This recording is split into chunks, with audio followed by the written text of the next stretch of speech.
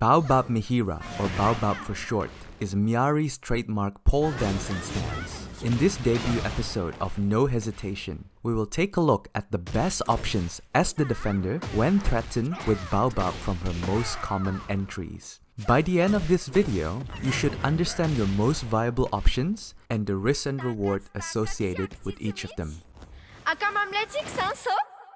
Homemade soup. Tekken has over 40 characters. Every character has their own unique toolkit to solve problems with. It's impossible to develop the best options for every single character within the scope of this video. However, we can establish a toolkit that covers most characters within the game, so we are setting some ground rules. This guide will mostly assume that the defender has the following tools: a normal 10-frame single jab, a 10-frame crouching jab from standing, a 13-frame mid attack as their fastest mid, a 15-frame launcher, and specifically doesn't have to be a hop kick, a 21-frame mid power crush that activates at frame 7, an average sidestep or sidewalk performance, not a 10-frame nuclear option, no parries, sabakis, or special power crushes, no backswing blows or side swing blows, and not have an evasive stance either.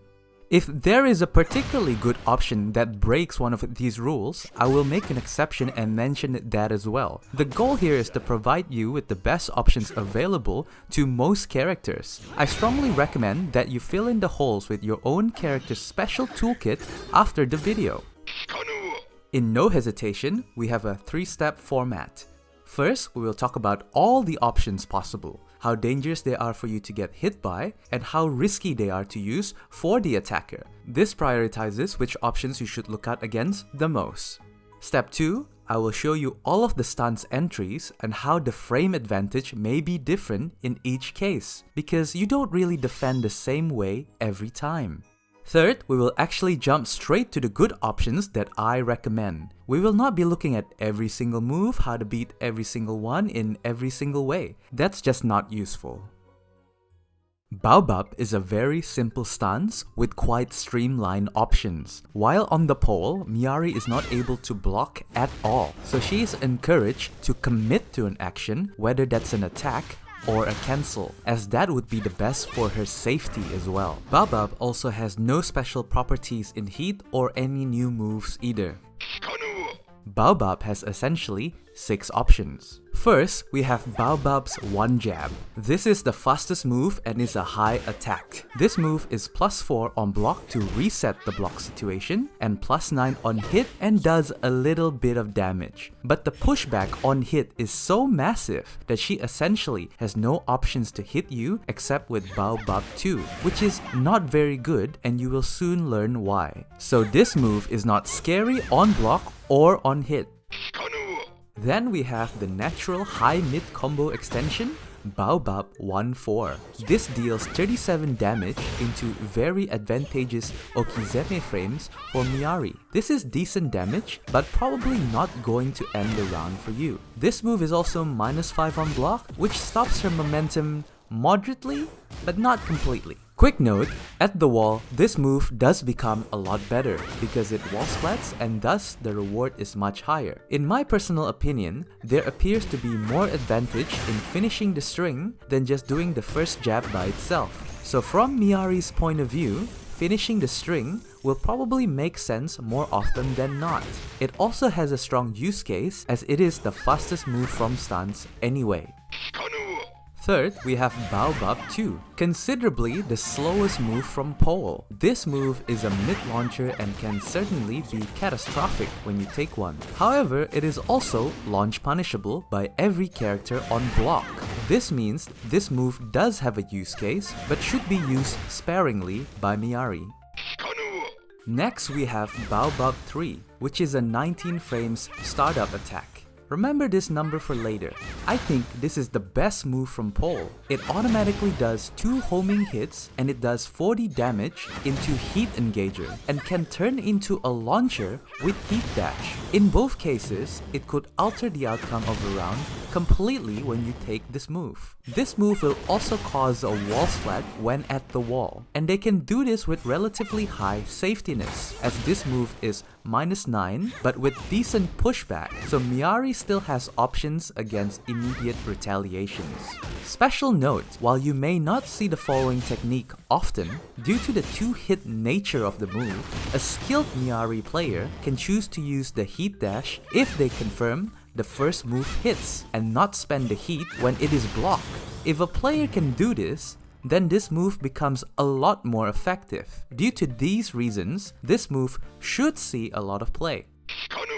The last attacking option is Baobab 4. This is her only low that does 38 damage, but does not allow her to continue to steamroll as the Okizeme frames are not advantageous. Once again, decent damage, but you can survive taking 1 or 2 of these. Although, this move will turn into an instant tornado launcher on counter hit, which is definitely something you don't want to take. This move, however, is launch punishable on block, so Miary players will need to use this with caution. This move also has an 18 frames startup. If you remember, Baobab 3 is 19 frames, which means this low is a viable timing mix-up when paired with this mid. Thus, as the only move you cannot stand guard in this stance and is a natural built-in mix-up with the best mid, although the move is risky, it has a very real and viable use case. Slight note, pole 4 will always do the 2-hit animation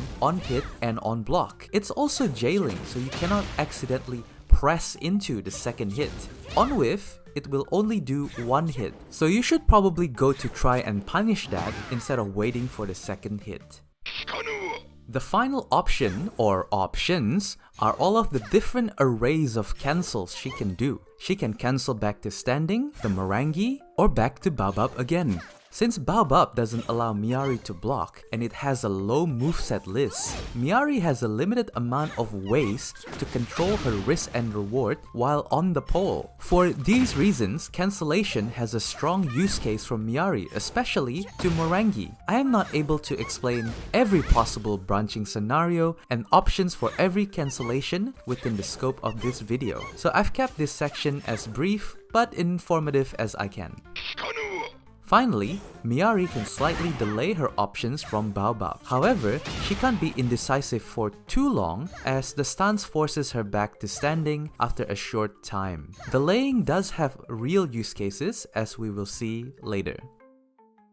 Miary has 12 ways to transition into Baobab. Fortunately, the vast majority has the exact same frame advantage. We will cover how to defend against 9 of these. But first, let's take a look at the 3 that we are not going to cover.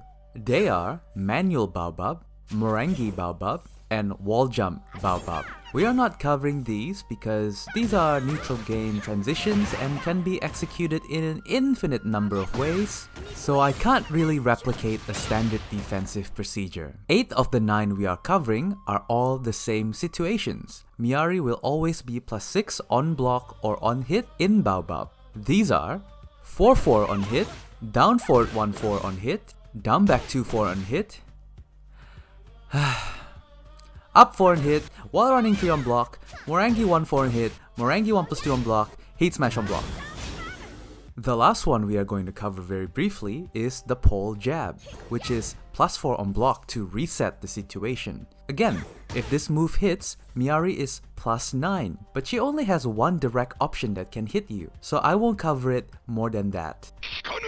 Before we start the mind game section, I want to stress one point. The mind game can actually be a lot deeper than what I can cover in the scope of one video, because Miary is actually never forced into pole. She can always choose to stay in neutral, and the frames are all widely different. For example, all the jumping knees are -6, but 4-4 is 0, and heat smash is -2, while Merengue 1+2 and while running 3 are still +6. Okay, Starting off with the Baobab +6 transitions, here are the options I would recommend and also not recommend. If they have a /, it means that the option requires you to pay attention during the execution and may lead to 2 or more different outcomes. Special recommendations are for characters that have access to tools that maybe other characters don't. Don't worry if they don't look like they make sense, that's just me being bad at writing. It'll be a lot more clear when we get to their section. Your 10-frame jab is your most powerful tool as the defender. It beats every attacking and cancellation option except for Baobab 1-4. You should earn a float combo when you win this interaction. This means the Miary player is forced to use the pole jab or to cancel. The next 2 options help deal with this Baobab jab with some trade-offs.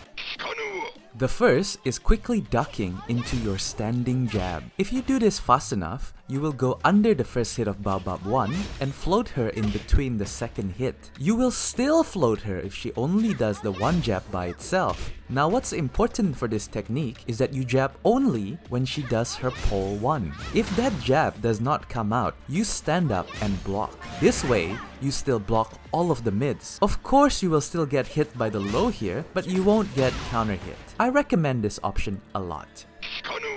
The second complementary option is a variation of the previous option. You commit to crouching and click while standing 4, or whatever move that can float Miary in between her Baobab 1-4 string. If she doesn't do the jab, you stay ducking for a bit longer than the first fuzzy so you don't get hit by the pole launcher. This option is specifically to target the low. You should still block the Baobab launcher, but unfortunately you will get hit by the Baobab homing move, so use this option sparingly. Miary has one smart way to circumvent this problem and still hit the low on you, and perhaps the Baobab launcher as well.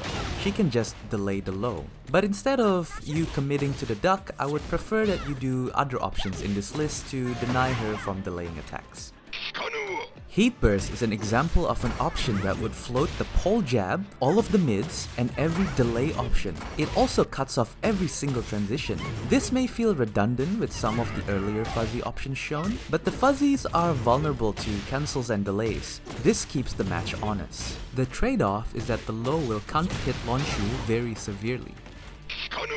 Finally, Ray Darts beat every option except the pole jab, and specifically the Baobab manual cancel, which is her fastest cancel to standing guard. You will die if they block your Ray Dart, and this option you might get 40 to 61 damage, where if you challenge her with the jab, you may be able to get more. But Ray Darts does have other utility, like stopping time, and that it will always do a consistent chunk of health even if you don't have the space to do a combo.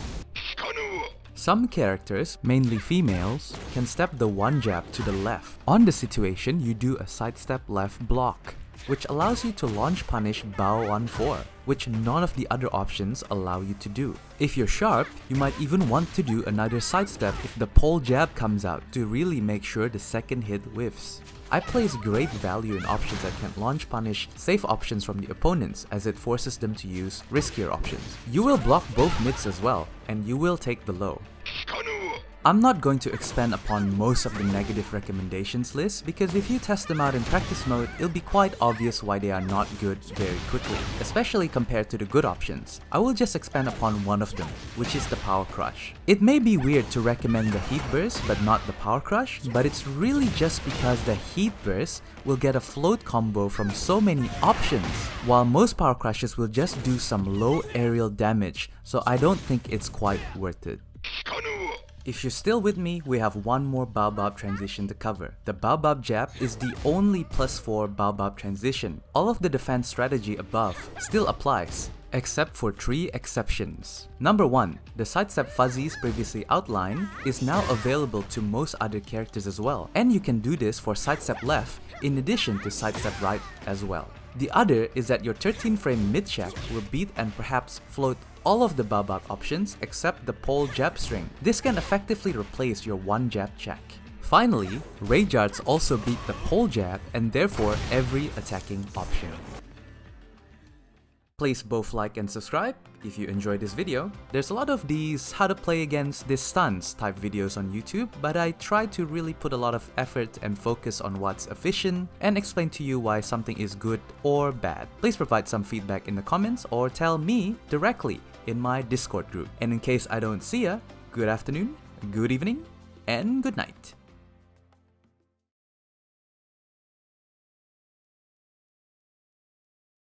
Alright, welcome to the final section once again. Feels like a routine at this point, doesn't it? This video is already pretty long, so I'm just gonna get onto it, yeah? So the reason why I didn't really cover the branching options from like the transitions is because Baobab has a little bit of a flaw with transitions, and that's because you can react to the transitions coming in and out of Baobab, or rather whether she goes into Baobab or not. So I recorded two options here, yeah? She's gonna do down forward 1-4, and she's either going to go into the pole stance or not. If she does, I'm gonna do the duck fuzzy. If she doesn't, I'm going to challenge. Let's have a look.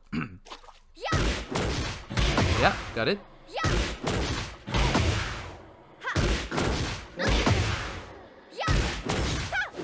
Right? You see that? Right? So plenty easy. You actually have enough time to react to these things happening. And if you can do that, you'll skip a lot of the guessing. Here's a second example. She's already in Baobab. She's gonna do a one jab into another one jab, or a one jab into a Morangi transition. If she goes into the Morangi transition, I'm going to mid check, and if she doesn't, I'm just going to block. Let's have a look.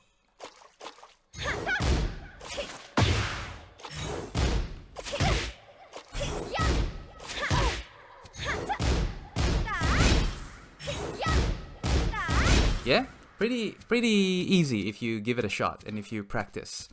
But to do this, of course, you need to be able to react and to, I guess, put in a bit of an effort. God gave you 2 eyes because he wants you to see.